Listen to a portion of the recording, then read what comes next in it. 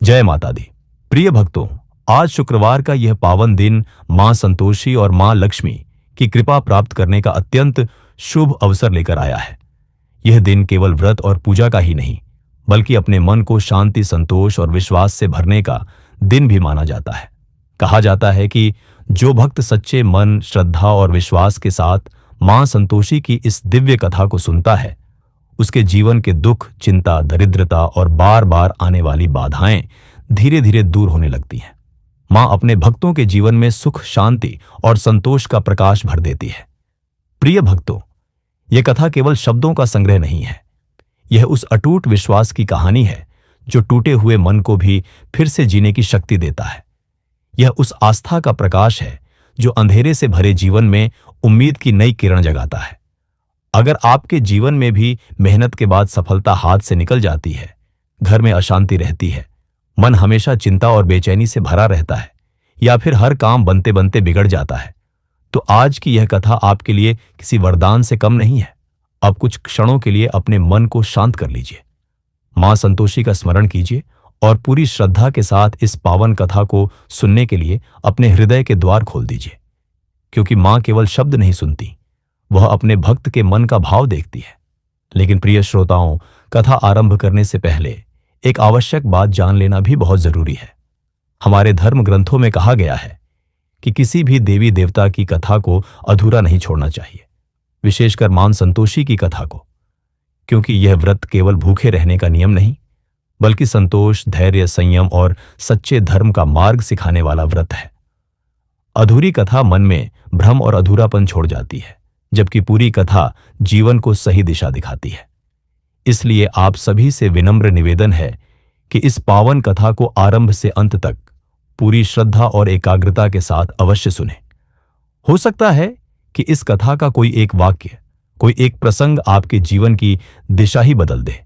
हो सकता है मां संतोषी की कृपा से आपके जीवन के बंद भाग्य के द्वार खुल जाएं और आपके घर में सुख, शांति और समृद्धि का आगमन हो जाए। यदि आप मां संतोषी में श्रद्धा रखते हैं और सनातन धर्म की इस दिव्य परंपरा को आगे बढ़ाना चाहते हैं, तो इस कथा को अपने परिवार, मित्रों और प्रियजनों तक अवश्य पहुंचाएं, क्योंकि धर्म और भक्ति बांटने से ही बढ़ते हैं। तो आइए पूरे विश्वास, धैर्य और भक्ति के साथ मां संतोषी के चरणों में शीश झुकाकर इस पावन कथा का शुभ आरंभ करते हैं। बोलिए प्रेम से जय मां संतोषी। प्राचीन समय की बात है। हमारे भारतवर्ष के एक सुंदर और शांत प्रदेश में प्रकृति की गोद में बसा हुआ एक मनमोहक गांव था, जिसका नाम था पिपलांत्री। चारों ओर फैले हरे भरे खेत, हवा में लहराते पीपल और बरगद के विशाल वृक्ष, पक्षियों की मधुर चहचहाहट और गांव के पास बहती निर्मल नदी उस गांव की सुंदरता को और भी दिव्य बना देती थी। पिपलांत्री के लोग सरल स्वभाव के, मेहनती और भगवान में अटूट विश्वास रखने वाले थे। उसी गांव में एक बहुत ही प्रतिष्ठित और संपन्न परिवार रहता था। परिवार बड़ा था, 3 भाई, उनकी पत्नियां और सबसे छोटी बहन। बाहर से देखने पर वह परिवार बेहद सुखी और एकजुट दिखाई देता था, लेकिन घर की चारदीवारी के भीतर रिश्तों की सच्चाई कुछ और ही थी। घर की बड़ी बहू यानी जेठानी का स्वभाव बहुत कठोर और ईर्ष्यालु था। उसे हर समय दूसरों पर अपना अधिकार जमाना अच्छा लगता था। छोटी छोटी बातों में ताने देना, किसी को अपमानित करना और अपनी बात मनवाना उसकी आदत बन चुकी थी। उसकी दोनों देवरानियां भी उसी के रंग में रंग चुकी थीं। वे हर बात में अपनी जेठानी का साथ देती और उसके इशारों पर ही चलती थीं। दिन भर तीनों मिलकर घर की सुख सुविधाओं का आनंद उठाती, लेकिन काम के नाम पर हमेशा पीछे हट जाती।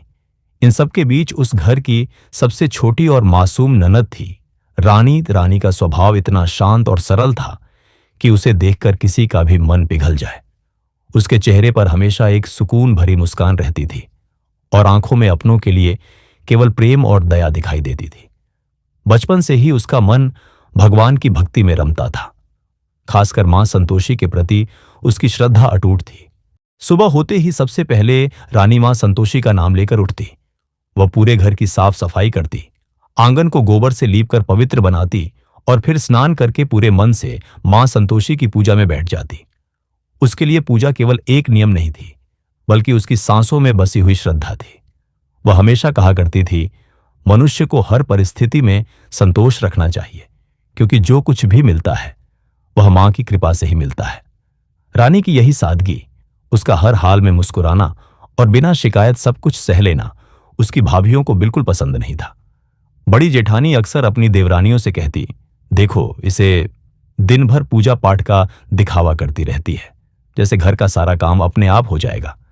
इसकी यही भक्ति देखकर घर वाले भी इसकी तरफ ज्यादा ध्यान देते हैं। देवरानियां भी आग में घी डालते हुए कहती, दीदी सही कह रही हो आप, यह खुद को बहुत बड़ी देवी समझती है, हर समय संतोषी माता का नाम जपती रहती है, इसका यह घमंड तोड़ना ही पड़ेगा। धीरे धीरे तीनों के मन में रानी के लिए जलन और नफरत बढ़ती चली गई। उन्होंने रानी को घर की बेटी नहीं बल्कि नौकरानी समझ लिया था। सुबह से लेकर रात तक घर का सारा भारी काम उसी से करवाया जाता। चूल्हा चौका, कुएं से पानी भरना, पशुओं को चारा डालना, कपड़े धोना, हर जिम्मेदारी रानी के कमजोर कंधों पर डाल दी गई थी। इतनी मेहनत के बाद भी उसे भरपेट भोजन नहीं मिलता था। कई बार उसे बचा हुआ ठंडा खाना दिया जाता और कभी कभी तो सूखी रोटी खाकर ही पानी पीकर सोना पड़ता। लेकिन रानी ने कभी शिकायत नहीं की। वह हर निवाले को मां संतोषी का प्रसाद मानकर ग्रहण करती और मुस्कुराकर कहती, हे मां, आपने जो दिया वही मेरे लिए पर्याप्त है, मुझे बस आपके चरणों की भक्ति चाहिए। रानी की यही सहनशीलता उसकी भाभियों को और भी चुभती थी। वे उसे मानसिक रूप से प्रताड़ित करने का कोई मौका नहीं छोड़ती थी। जब भी रानी घर के मंदिर में बैठकर मधुर स्वर में मां संतोषी के भजन गाती, बड़ी जेठानी जानबूझकर वहां आकर शोर मचाने लगती। कभी पूजा की थाली को पैर से ठोकर मार देती तो कभी ताने कसते हुए कहती, अगर तेरी माता इतनी ही शक्तिशाली है तो उससे कह अपने लिए कोई महल बनवा दे। हमारे घर का अन्न खाती है और दिन भर भक्ति का दिखावा करती रहती है। जेठानी के ऐसे कटु शब्द रानी के दिल को भीतर तक घायल कर देते थे। उसकी आंखें नम हो जाती, लेकिन उसने कभी पलटकर जवाब नहीं दिया। वह चुपचाप मां संतोषी की प्रतिमा के सामने हाथ जोड़कर खड़ी हो जाती और धीमे स्वर में कहती, हे मां संतोषी, मेरी भाभियों को सद्बुद्धि देना। ये नहीं जानती कि सच्चा सुख धन दौलत में नहीं बल्कि संतोष और प्रेम में होता है। हे मां, ये आपकी महिमा को नहीं जानती। इनके मन में जो ईर्ष्या और क्रोध का अंधकार भरा है उसे दूर कर दीजिए। मुझे इतनी शक्ति देना मां कि मैं हर दुख को मुस्कुराकर सह सकूं और मेरे मन में कभी किसी के लिए कटुता ना आए। रानी की यह प्रार्थना उसकी कमजोरी नहीं थी बल्कि उसके भीतर बसे उस अटूट विश्वास की पहचान थी जो केवल सच्ची भक्ति से ही जन्म लेता है। समय बीतता गया और एक दिन पिपलांतरी गांव पर भयंकर संकट आ पड़ा। आसमान जैसे रूठ गया था। कई महीनों तक बारिश नहीं हुई। खेतों की हरियाली सूखकर पीली पड़ गई। कुएं और तालाब धीरे धीरे खाली होने लगे। गांव के लोगों के चेहरे चिंता से भर गए। हर घर में दुख और भय का माहौल फैलने लगा। रानी के घर की हालत भी अब पहले जैसी नहीं रही थी। अनाज के भंडार कम होने लगे थे और खर्च बढ़ता जा रहा था। लेकिन इस कठिन समय में भी रानी के चेहरे पर वही शांत विश्वास दिखाई देता था। वह हर दिन मां संतोषी के सामने दीपक जलाकर पूरे गांव की भलाई के लिए प्रार्थना करती। पर उसकी भाभियों के मन का अंधकार अब और बढ़ चुका था। बड़ी जेठानी ने एक दिन अपनी देवरानियों से कहा, देखा तुमने, जब से इस रानी ने घर में ये पूजा पाठ शुरू किया है तब से एक के बाद एक मुसीबत आ रही है। अब तो पूरा गांव सूखे की चपेट में आ गया। यह सब इसी के अशुभ कदमों का परिणाम है। देवरानियां भी तुरंत उसकी बातों में हां मिलाने लगीं। उन्होंने मिलकर तय किया कि अब रानी को इस घर से बाहर निकाल देना चाहिए ताकि सारा दोष उसी पर डाल दिया जाए। एक दोपहर का समय था। घर के तीनों भाई खेतों में गए हुए थे। पूरे आंगन में सन्नाटा पसरा हुआ था। तभी बड़ी जेठानी ने ऊंची आवाज में पुकारा, ओ रानी, जरा यहां आ। रानी घबराकर उनके सामने आ खड़ी हुई। जेठानी का चेहरा क्रोध से तमतमाया हुआ था। उसने गुस्से में कहा, सुन ले, आज से तू इस घर के अंदर कदम नहीं रखेगी। जब से तूने मां संतोषी का नाम जपना शुरू किया है, हमारे घर पर संकट ही संकट आने लगे हैं। पहले धन की कमी हुई और अब गांव में सूखा पड़ गया। तेरे कदम इस घर के लिए अशुभ हैं। यह सुनते ही रानी के चेहरे का रंग उड़ गया। उसकी आंखों में आंसू भर आए। वह कांपती आवाज में बोली, भाभी, ऐसा मत कहिए। मां संतोषी तो सबका भला करती है, वे किसी का अमंगल नहीं कर सकती। आप मुझे जो सजा देना चाहें दे दीजिए, लेकिन मुझे मां की पूजा करने से मत रोकिए। मुझे घर से बाहर मत निकालिए। लेकिन बड़ी जेठानी का दिल अब पत्थर बन चुका था। उसने क्रोध में रानी को धक्का देते हुए कहा, बहुत हो गया तेरा ढोंग। आज से तेरा ठिकाना घर के बाहर वह टूटी हुई कुटिया होगी जहां पशुओं का भूसा रखा जाता है। और सुन, जब तक तू अपनी यह पूजा बंद नहीं करेगी तुझे घर के चूल्हे का भोजन भी नहीं मिलेगा। रानी रोते हुए उनके पैरों में गिर पड़ी। भाभी, मेरे भाई आएंगे तो मैं उन्हें क्या जवाब दूंगी? लेकिन उसकी विनती का उन पर कोई असर नहीं हुआ। दोनों देवरानियों ने आगे बढ़कर रानी के बाल पकड़ लिए और उसे घसीटते हुए आंगन से बाहर ले जाने लगी। रानी दर्द से चीखती रही, हाथ जोड़कर दया की भीख मांगती रही, लेकिन उन निर्दयी दिलों में करुणा की एक बूंद भी नहीं जागी। इतना ही नहीं, उन्होंने रानी की पूजा की छोटी सी थाली और मां संतोषी की मिट्टी की सुंदर प्रतिमा भी उठाकर धूल में फेंक दी। जैसे ही रानी की नजर मां की प्रतिमा पर पड़ी, उसका दिल टूट गया। वह अपने सारे दुख भूलकर दौड़ती हुई गई और मां की मूर्ति को उठाकर अपने सीने से लगा लिया। उसकी आंखों से बहते आंसू मानो मां के चरणों पर गिरकर सारी धूल धो रहे थे। उधर घर का भारी दरवाजा जोर से बंद हो चुका था। अब रानी अकेली थी। उस रास्ते पर जहां कभी उसके भाई उसे पलकों पर बिठाकर चलाया करते थे, रोते रोते वह उस टूटी हुई कुटिया की ओर बढ़ी जहां चारों तरफ सूखा भूसा, धूल और जाले फैले हुए थे। छत जगह जगह से टूटी थी और तपती धूप भीतर तक आ रही थी। रानी ने कांपते हाथों से एक कोना साफ किया, अपनी पुरानी ओढ़नी वहां बिछाई और बड़े प्रेम से मां संतोषी की प्रतिमा को ऊंचे स्थान पर स्थापित कर दिया। फिर वह मां के सामने बैठ गई। अपने घुटनों में चेहरा छिपाकर वह फूट फूट कर रोने लगी। उसका शरीर कांप रहा था। टूटे हुए स्वर में वह मां से कह रही थी, हे मां, क्या मेरी भक्ति में कोई कमी रह गई थी? क्या मैंने कोई ऐसा अपराध किया है जिसकी इतनी बड़ी सजा मिल रही है? मेरे अपने ही आज मुझे पराया समझने लगे। मां, मुझे राह दिखाओ, मुझे इस अंधेरे से बाहर निकालो। धीरे धीरे शाम होने लगी। सूर्य अस्ताचल की ओर बढ़ रहा था। पिपलांतरी गांव के आकाश में गोधूली की लालिमा फैलने लगी थी। उस टूटी हुई कुटिया में बैठी रानी ने अपने आंसू पोंछे और फिर मां संतोषी की प्रतिमा के सामने दीपक जलाया। अब उसके आंसुओं में शिकायत कम और समर्पण अधिक था। उसे विश्वास था कि चाहे संसार उसका साथ छोड़ दे, लेकिन मां संतोषी कभी अपनी सच्ची भक्त का हाथ नहीं छोड़ेंगी। शाम ढल चुकी थी। पिपलांतरी गांव की गलियों में गोधूली बेला उतर आई थी। खेतों से लौटते बैलों के गले में बंधी घंटियों की मधुर आवाज पूरे वातावरण में गूंज रही थी। यह संकेत था कि गांव के पुरुष दिन भर की मेहनत के बाद अब अपने घर लौट रहे हैं। उधर टूटी हुई कुटिया में बैठी रानी का दिल घबराहट से तेजी से धड़क रहा था। उसके मन में एक ही विचार बार बार उठ रहा था, जब मेरे भाई मुझे इस हालत में देखेंगे तब क्या होगा? क्या वे मेरी बात समझ पाएंगे या फिर भाभियों के झूठ पर विश्वास कर लेंगे? कुछ ही देर बाद तीनों भाई खेतों से थके हारे घर लौटे। जैसे ही उन्होंने आंगन में कदम रखा, उन्हें कुछ अजीब सा महसूस हुआ। रोज की तरह आज न तो रानी मुस्कुराते हुए पानी का लोटा लेकर सामने आई और न ही उसकी मधुर आवाज सुनाई दी। पूरा घर एक अनजाने सन्नाटे में डूबा हुआ था। बड़े भाई ने आश्चर्य से अपनी पत्नी को आवाज दी, अरे सुनती हो, रानी कहाँ है? आज वह दिखाई क्यों नहीं दे रही? बड़ी जेठानी तो मानो इसी पल का इंतजार कर रही थी। उसने तुरंत अपनी आंखों में नकली आंसू भर ली। चेहरे पर दुख और बेबसी का अभिनय करते हुए वह अपने पति के सामने आकर खड़ी हो गई। उसकी देखा देखी दोनों देवरानियां भी पल्लू से मुंह ढककर रोने का नाटक करने लगीं। यह देखकर तीनों भाई घबरा गए। मंझले भाई ने चिंतित स्वर में पूछा, क्या हुआ? तुम सब रो क्यों रही हो? साफ साफ बताओ। तभी बड़ी जेठानी ने लंबी सांस लेते हुए कहा, क्या बताएं स्वामी, आज आपकी लाडली बहन ने सारी सीमाएं पार कर दी। उसका घमंड अब इस घर को बर्बाद करने पर उतर आया है। तीनों भाई हैरानी से एक दूसरे का चेहरा देखने लगे। जेठानी ने झूठ का जाल बुनते हुए आगे कहा, आज दोपहर वह अपनी संतोषी माता की पूजा को लेकर इतना क्रोधित हो गई कि हम सब पर चिल्लाने लगी। कहने लगी कि इस घर का सुख और धन सब उसी की भक्ति से है और हम सब उसके सामने कुछ भी नहीं है। जब मैंने उसे समझाने की कोशिश की कि पूरे गांव में सूखा पड़ा है, ऐसे अशुभ शब्द मत बोलो, तो उसने गुस्से में पूजा की थाली फेंक दी और कहने लगी कि वह अब इस घर में नहीं रहेगी। देवरानियां भी तुरंत बोली, हमने उसे बहुत समझाया, उसके पैर तक पकड़े, लेकिन उसने हमारी एक नहीं सुनी।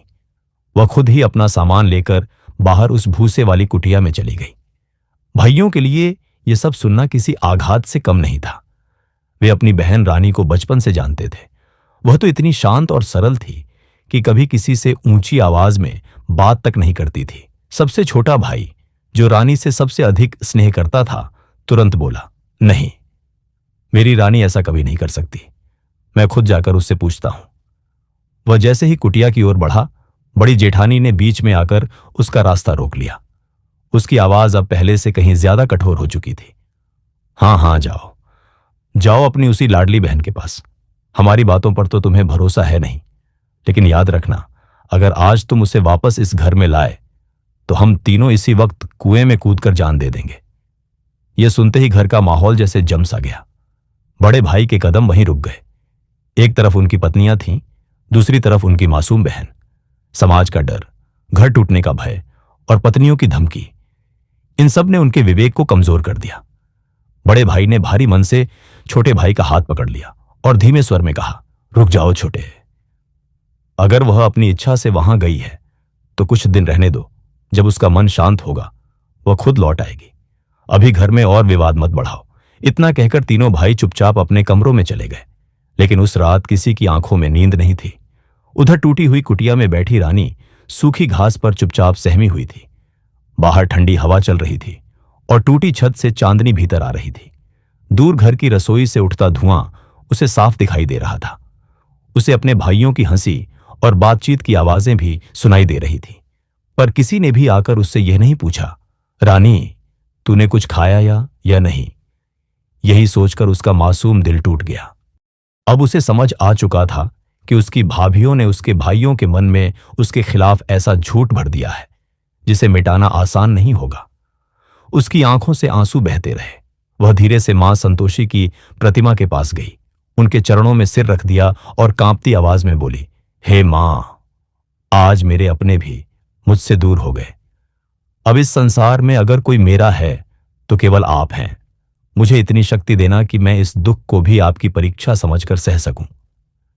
कुटिया के भीतर जलता छोटा सा दीपक टिमटिमा रहा था और उस मंद प्रकाश में मां संतोषी की मुस्कुराती प्रतिमा मानो अपनी भक्त को यह भरोसा दे रही थी कि अंधेरी रात चाहे कितनी भी लंबी क्यों न हो, भोर अवश्य होती है। रानी ने मां संतोषी के चरणों में सिर रख दिया और भर्राए हुए स्वर में बोली, हे मां, मेरे भाइयों का इसमें कोई दोष नहीं है। वे तो भोले और सीधे हैं। उन्हें जो दिखाया गया उन्होंने वही सच मान लिया। मुझे उनसे कोई शिकायत नहीं, बस आप मुझे इस अंधेरे में अकेला मत छोड़ना।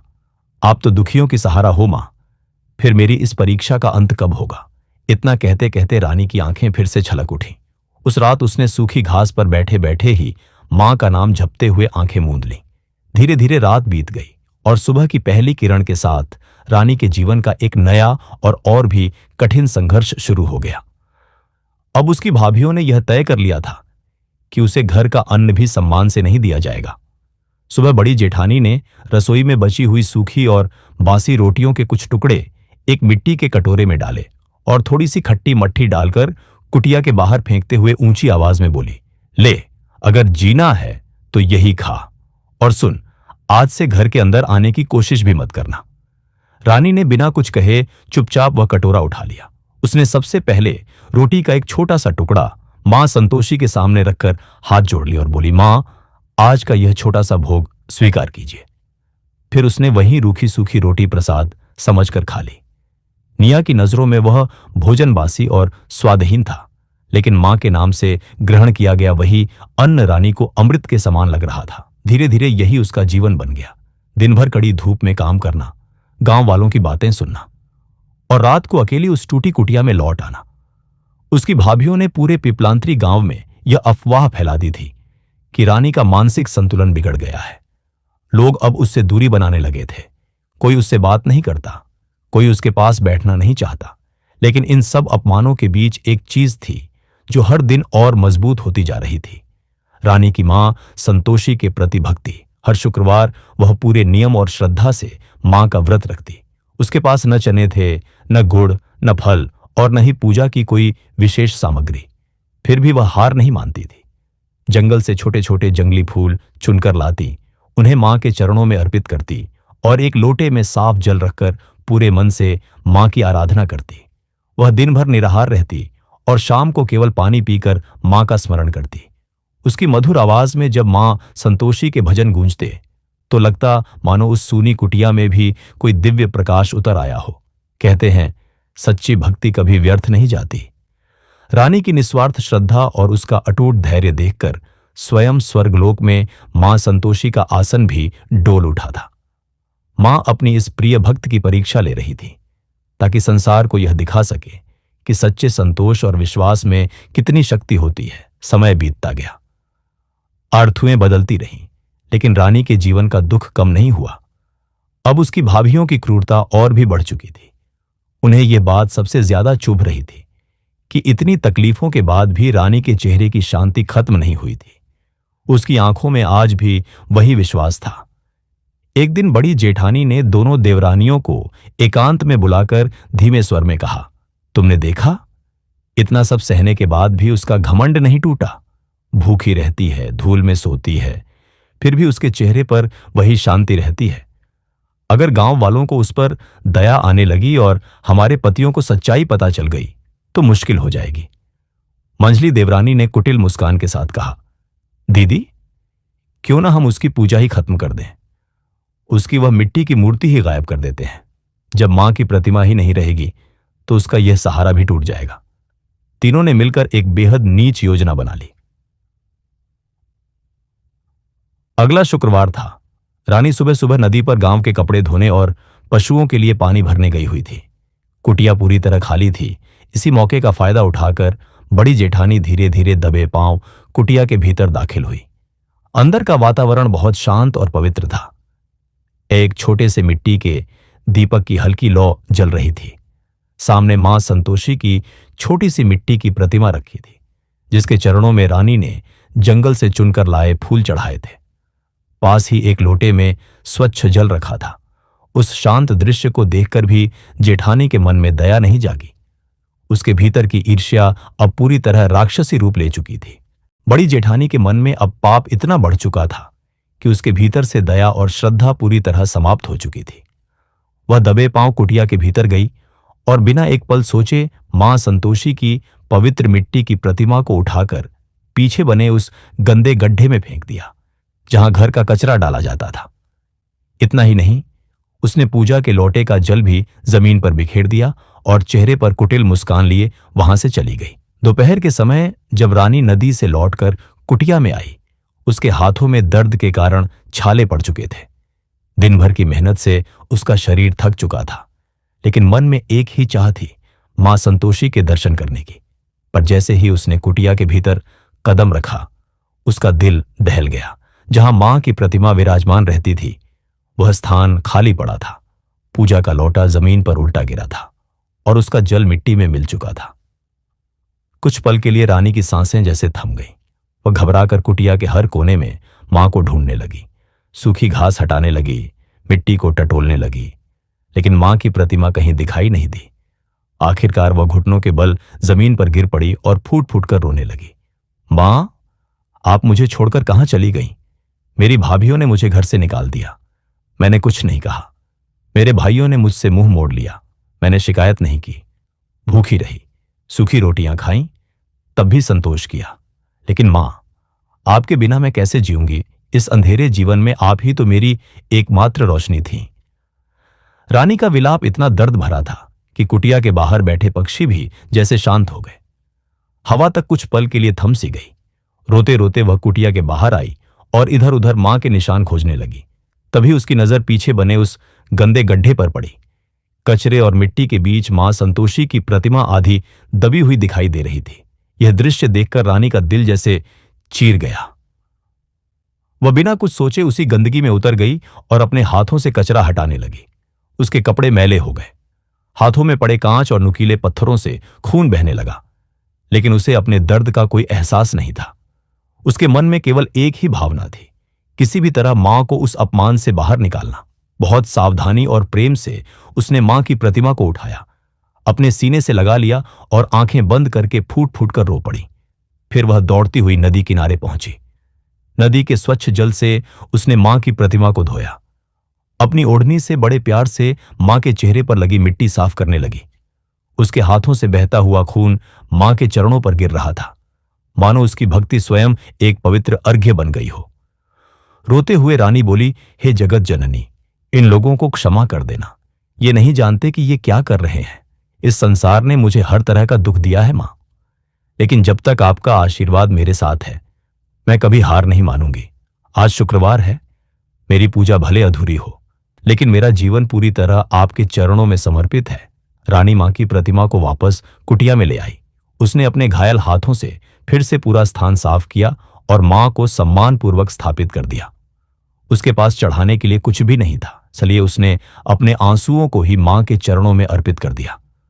उधर जब भाभियों ने देखा कि रानी फिर से मां की प्रतिमा को ले आई है और उसके चेहरे पर अब डर के बजाय एक दिव्य शांति और दृढ़ता दिखाई दे रही है, तो उनके मन में भय पैदा होने लगा। उन्हें समझ नहीं आ रहा था कि इतनी तकलीफों के बाद भी इस लड़की के भीतर इतनी शक्ति कहां से आ रही है। उसी रात पिपलांतरी गांव में एक विचित्र घटना घटी। रानी के सबसे छोटे भाई को, जो उससे सबसे अधिक प्रेम करता था, आधी रात को एक भयानक स्वप्न दिखाई दिया। उसने देखा कि पूरा घर आग की लपटों में घिरा हुआ है।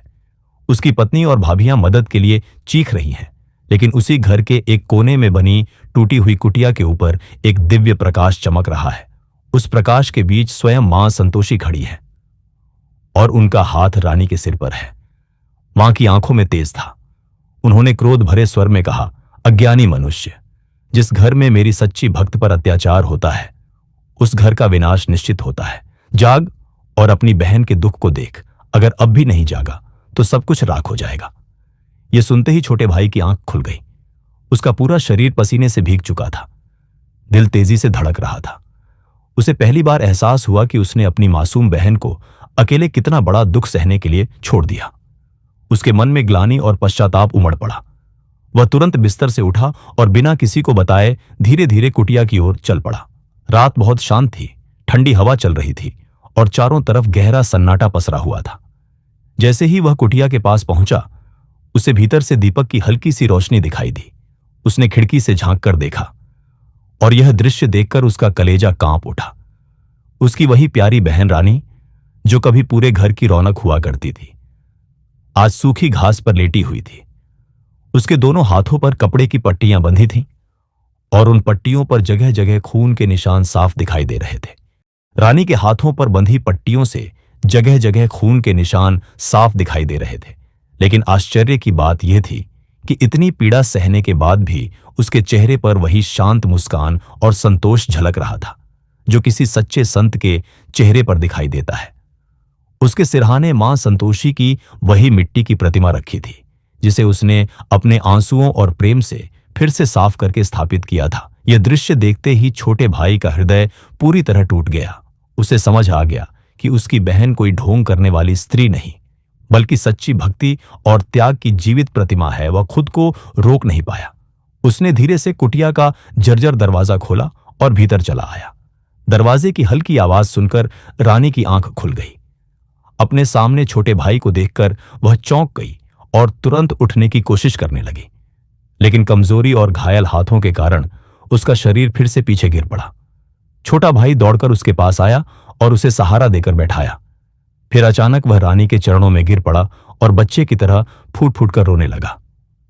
बहना, मुझे माफ कर दे। मैं बहुत बड़ा अपराधी हूं। मैं अपनी ही बहन का दर्द नहीं समझ पाया। मैं दूसरों की बातों में आकर तुझसे दूर हो गया। तेरे इन हाथों की यह हालत किसने की? बता मुझे। मैं आज ही सबको इस घर से निकाल दूंगा। उसका गला भर आया था। आंसू लगातार रानी के पैरों पर गिर रहे थे।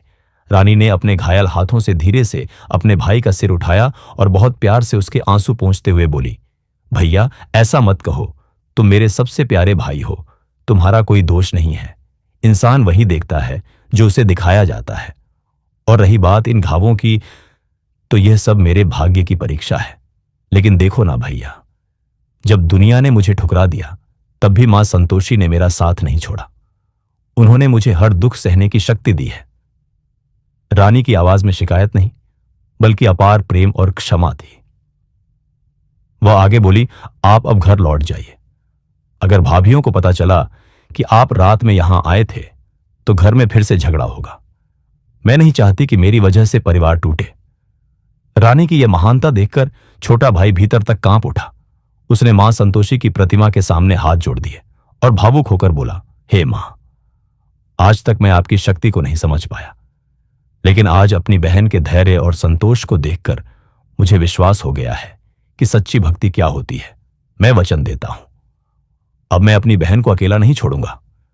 बहुत समझाने के बाद रानी ने अपने भाई को वापस घर भेज दिया, लेकिन उस रात उसके भाई के मन में एक नया संकल्प जन्म ले चुका था। अब वह अपनी बहन को उसका सम्मान वापस दिलाकर ही चैन लेने वाला था। अगली सुबह पूरे घर ने छोटे भाई के बदले हुए व्यवहार को महसूस किया। अब वह भाभियों की बातों पर ध्यान नहीं देता था। सुबह उठते ही सीधे कुटिया में जाता और रानी के कामों में हाथ बटाने लगता। यह देखकर बड़ी जेठानी के भीतर फिर से जलन भड़क उठी। वह अपने पति और मंझले भाई के कान भरने लगी। देख रहे हैं ना, वह लड़की अब छोटे को भी अपने जादू में फंसा चुकी है। दिन भर उसी कुटिया के चक्कर लगाता रहता है। अगर अभी नहीं रोका तो वह पूरे परिवार को बांट देगी। बड़े और मंझले भाई भी छोटे भाई के बदले हुए व्यवहार से परेशान होने लगे। उन्होंने एक दिन उसे बुलाकर समझाया, छोटे, तू अपनी बहन के मुंह में पड़कर घर का माहौल खराब कर रहा है। लेकिन इस बार छोटा भाई शांत नहीं रहा। उसने दृढ़ आवाज में कहा, भैया, सच तो यह है कि हम सबने मिलकर अपनी ही बहन के साथ अन्याय किया है। रानी ने कभी किसी का बुरा नहीं चाहा। वह तो आज भी हमारे लिए ही प्रार्थना करती है। हम आंखें बंद करके झूठ पर विश्वास करते रहे।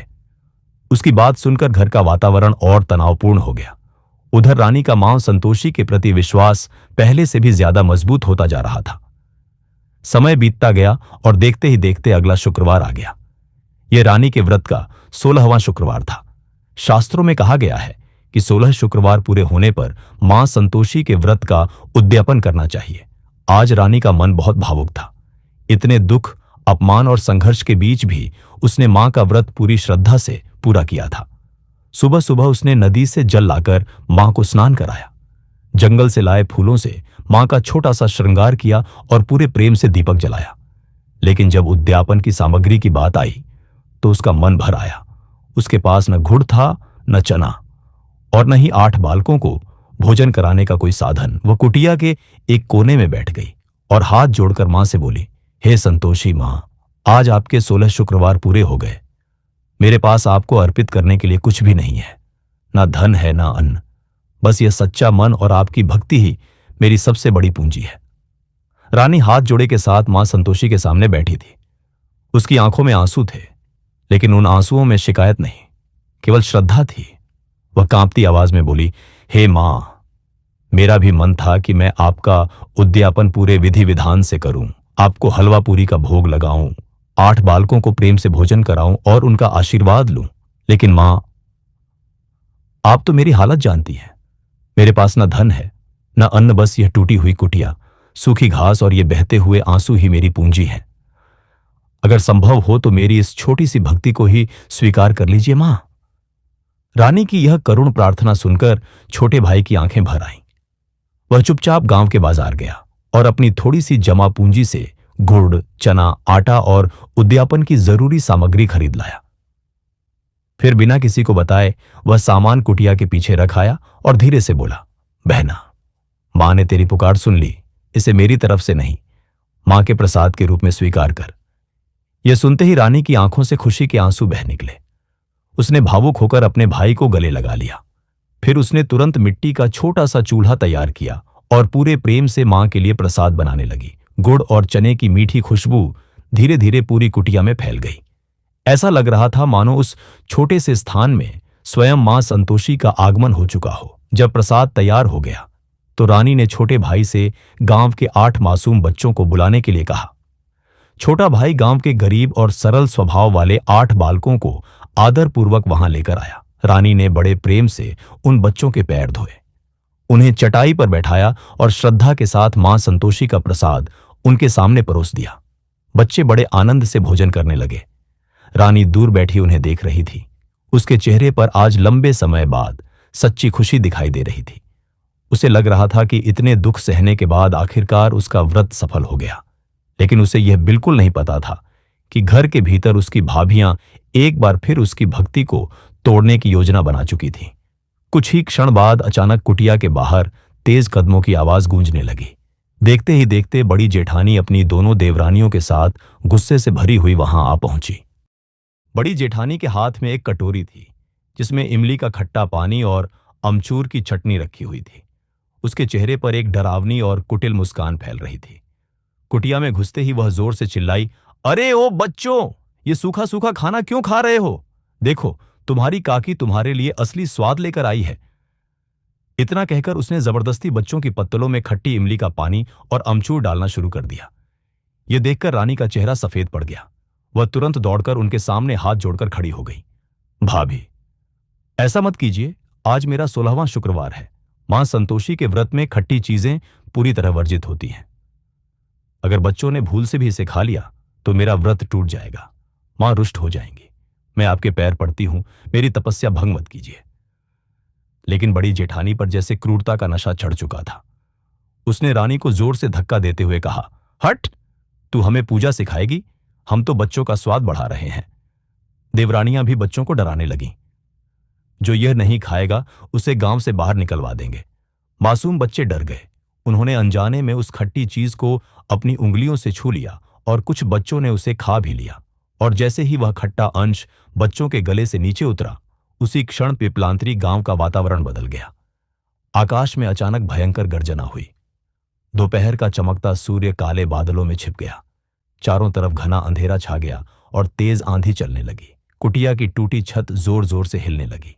ऐसा लग रहा था मानो प्रकृति स्वयं क्रोध में कांप उठी हो। उसी पल वे 8 बच्चे अचानक पेट पकड़कर दर्द से तड़पने लगे। उनकी चीखें पूरे गांव में गूंज उठी। वे अपनी पत्तल छोड़कर जमीन पर गिर पड़े और जोर जोर से रोने लगे। यह दृश्य देखकर बच्चों की माताएं और गांव के लोग घबराकर कुटिया की ओर दौड़े। कुछ ही क्षण पहले तक जो बड़ी जेठानी और देवरानियां हंस रही थीं, अब उनके चेहरों का रंग उड़ चुका था। रानी मां संतोषी के सामने हाथ जोड़कर बैठी थी।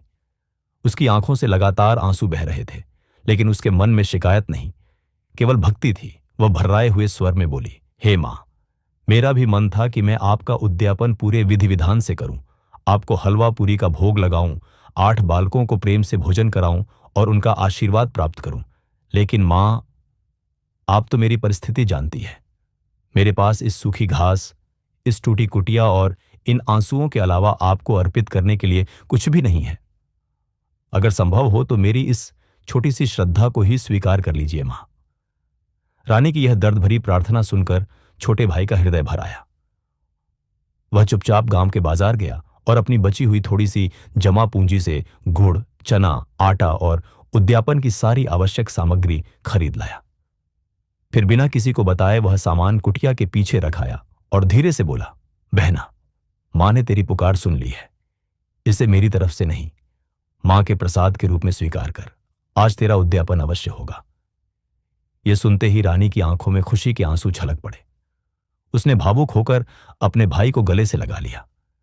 फिर उसने मिट्टी का छोटा सा चूल्हा बनाया और पूरे प्रेम से मां संतोषी के लिए गुड़ और चने का प्रसाद तैयार करने लगी। धीरे धीरे प्रसाद की मीठी और सौंधी खुशबू पूरी कुटिया में फैल गई। ऐसा लग रहा था मानो उस छोटी सी कुटिया में स्वयं मां संतोषी विराजमान हो। प्रसाद तैयार होने के बाद रानी ने छोटे भाई से गांव के 8 मासूम बच्चों को बुलाने के लिए कहा। छोटा भाई गांव के गरीब और भोले भाले 8 बालकों को आदरपूर्वक वहां लेकर आया रानी ने बड़े प्रेम से उनके पैर धोए, उन्हें चटाई पर बैठाया और श्रद्धा के साथ मां संतोषी का प्रसाद उनके सामने परोस दिया। बच्चे बड़े आनंद से भोजन करने लगे। रानी दूर बैठी उन्हें मुस्कुराकर देख रही थी। उसके मन को ऐसा सुकून मिल रहा था मानो इतने वर्षों का दुख आज समाप्त हो गया हो। लेकिन रानी इस बात से पूरी तरह अनजान थी कि उसकी भाभियां एक बार फिर उसकी भक्ति को तोड़ने की अंतिम चाल चल चुकी थीं। बच्चों के संतुष्ट चेहरे देखकर रानी का मन खुशी से भर उठा। वह मन ही मन मां संतोषी को धन्यवाद दे रही थी कि तभी अचानक कुटिया के बाहर भारी कदमों की आवाज गूंज उठी। कुछ ही पल में बड़ी जेठानी अपनी दोनों देवरानियों के साथ गुस्से से भरी हुई भीतर आ धमकी। उसके हाथ में एक कटोरी थी जिसमें इमली का खट्टा पानी और अमचूर की तीखी चटनी भरी हुई थी। उसके चेहरे पर एक बेहद कुटिल मुस्कान फैली हुई थी। अंदर आते ही वह बच्चों पर चिल्लाई, अरे ओ बच्चों, ये सूखा सूखा खाना क्यों खा रहे हो? देखो, तुम्हारी काकी तुम्हारे लिए असली स्वाद लेकर आई है। इतना कहकर उसने जबरदस्ती बच्चों की पत्तलों में खट्टी इमली और अमचूर डालना शुरू कर दिया। यह दृश्य देखकर रानी का चेहरा डर से पीला पड़ गया। वह तुरंत दौड़कर उनके सामने हाथ जोड़कर खड़ी हो गई और रोते हुए बोली, भाभी, ऐसा मत कीजिए। आज मेरा 16वां शुक्रवार है। आज मां संतोषी का उद्यापन है। मां के व्रत में खट्टी चीजों का प्रयोग पूरी तरह वर्जित होता है। अगर बच्चों ने इसे खा लिया तो मेरा व्रत खंडित हो जाएगा। मां रुष्ट हो जाएंगी। मैं आपके पैर पड़ती हूं, मेरी तपस्या भंग मत कीजिए। लेकिन बड़ी जेठानी के मन में दया का नामो निशान नहीं बचा था। उसने रानी को जोर से धक्का देते हुए कहा, हट पगली, तू हमें पूजा करना सिखाएगी? हम तो बच्चों का स्वाद बढ़ा रहे हैं। देवरानियां भी बच्चों को डराने लगीं। अगर यह नहीं खाया तो तुम सबको गांव से बाहर निकलवा देंगे। मासूम बच्चे डर गए। उन्होंने अनजाने में उस खट्टी चीज को छू लिया और कुछ बच्चों ने उसे खा भी लिया। और जैसे ही वह खट्टा अंश बच्चों का गले से नीचे उतरा, उसी क्षण पिपलांतरी गांव का वातावरण अचानक बदल गया। आकाश में भयंकर गर्जना हुई। दोपहर का चमकता हुआ सूर्य घने काले बादलों के पीछे छिप गया। चारों तरफ भयावह अंधेरा छा गया। तेज आंधी चलने लगी। कुटिया की टूटी हुई छत जोर जोर से हिलने लगी, मानो प्रकृति स्वयं क्रोध से कांप उठी हो। उसी पल वे 8 बच्चे अचानक पेट पकड़कर दर्द से तड़पने लगे। वे अपनी पत्तलें छोड़कर जमीन पर गिर पड़े और जोर जोर से रोने लगे। ये देखकर बच्चों की माताएं और गांव वाले घबराकर कुटिया की ओर दौड़े। जो बड़ी जेठानी और देवरानियां कुछ क्षण पहले तक हंस रही थीं, अब उनके चेहरों का रंग उड़ चुका था। उनकी आंखों में पहली बार भय साफ दिखाई देने लगा था। दुष्ट स्त्रियों, तुमने एक पवित्र आत्मा को केवल अपनी ईर्ष्या के कारण जीवन भर कष्ट दिए। तुमने मेरी सच्ची भक्त का अपमान किया, उसकी भक्ति को तोड़ने का प्रयास किया और आज इन मासूम बच्चों की जान तक जोखिम में डाल दी। अब तुम्हारे पापों का घड़ा भर चुका है। तुम्हें अपने कर्मों का फल इसी क्षण भुगतना होगा। मां संतोषी की यह प्रचंड वाणी सुनते ही पूरा पिपलांतरी गांव जैसे कांप उठा। आकाश में बिजली इतनी जोर से चमक रही थी मानो धरती अभी फट जाएगी। तेज हवाएं चलने लगीं और वातावरण भय से भर गया। बड़ी जेठानी और दोनों देवरानियां डर के मारे एक दूसरे से चिपक गईं। अभी कुछ क्षण पहले तक जो स्त्रियां अहंकार में डूबी हुई थीं, आज उनके चेहरे से सारा घमंड गायब हो चुका था। मां संतोषी की आंखों में तेज अग्नि की तरह प्रज्वलित हो रहा था। उन्होंने कठोर स्वर में कहा, तुमने एक निष्पाप और संतोषी आत्मा को केवल ईर्ष्या के कारण सताया, उसे घर से निकाला, भूखा रखा, उसकी पूजा का अपमान किया, यहां तक कि उसकी आराध्य प्रतिमा को कचरे में फेंक दिया। और आज तुमने मेरे व्रत के उद्यापन को भंग करने के लिए मासूम बच्चों के भोजन में खट्टा पदार्थ मिलाया। जो दूसरों के जीवन में खटास घोलते हैं, उनके जीवन से सुख और शांति हमेशा के लिए दूर हो जाती है। मां की आवाज सुनकर गांव वालों की रूह कांप उठी। तभी अचानक एक अदृश्य दैवीय शक्ति का प्रभाव उन तीनों स्त्रियों पर पड़ा। बड़ी जेठानी और दोनों देवरानियां अचानक असहनीय दर्द से चीखने लगीं। उनके पेट में मानो आग जल उठी हो। वे जमीन पर गिरकर तड़पने लगीं, अपने कपड़े नोचने लगीं और जोर जोर से दया की भीख मांगने लगीं।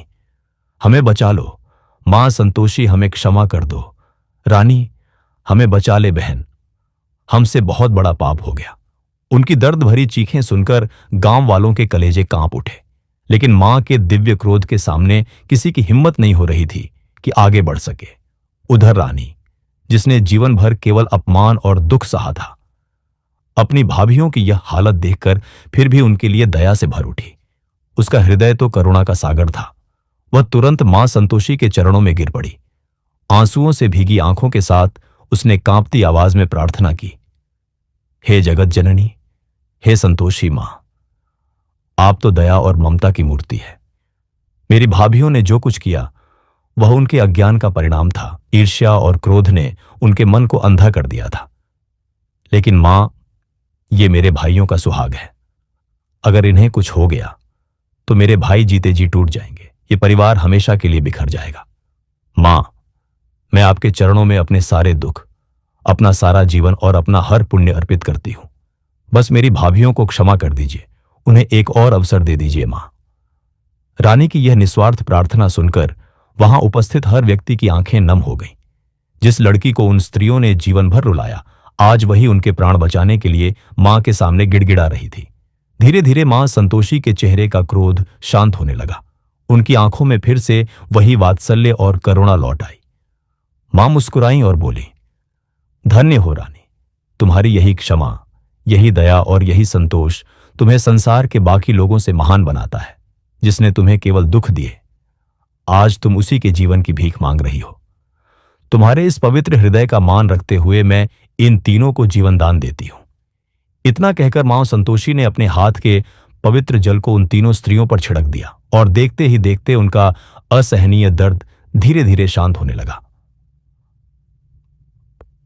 मां संतोषी के पवित्र जल की बूंदें जैसे ही उन तीनों स्त्रियों के शरीर पर पड़ी, वैसे ही उनका असहनीय दर्द और जलन पल भर में शांत हो गई। जो स्त्रियां कुछ क्षण पहले दर्द से तड़प रही थीं, वे अब धीरे धीरे उठकर बैठ गईं। ऐसा लग रहा था मानो उन्हें नया जीवन मिल गया हो। लेकिन सबसे बड़ा परिवर्तन उनके शरीर में नहीं, उनके मन में हुआ था।